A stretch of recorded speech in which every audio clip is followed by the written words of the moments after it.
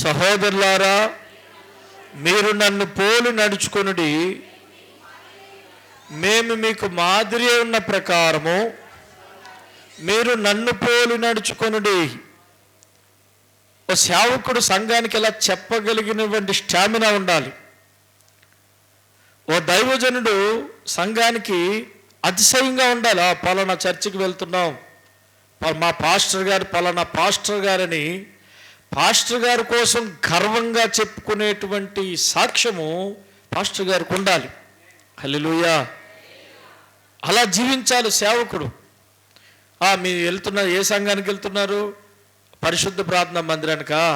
గా సంఘం గట్లాగా, గా పాస్టర్ అగస్టిన్ పాస్టర్ గారు గట్లాగా అనేటువంటి నిజాలు చెప్పడం వల్ల సంఘస్థులు తలదించుకునేటువంటి పరిస్థితి వస్తుంది.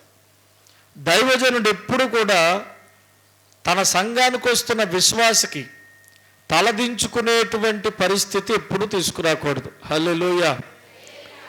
ఎప్పుడు కూడా ఒక విశ్వాసం సంఘానికి వస్తున్నప్పుడు గర్వంగా ఫీల్ అవ్వాలి. పలానా సంఘానికి వెళ్తున్నాను గర్వంగా చెప్పుకోవాలి. హల్లెలూయా. అలాగే 10 సంఘాలు తిరగకూడదు, 10 సంఘాలు తిరగకూడదు. ఏదైనా ఒక సంఘములో నమ్మకంగా ఉండాలి. స్తోత్రం. ఒక సంఘములోనూ నమ్మకంగా ఉండాలి. ఓ దైవజనుడి చేతి కింద ఎదగాలి.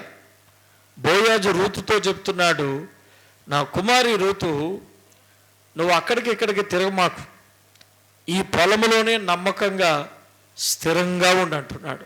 అల్లు చెప్తున్నా. హల్లెలూయా. పొలం అంటే సంఘం.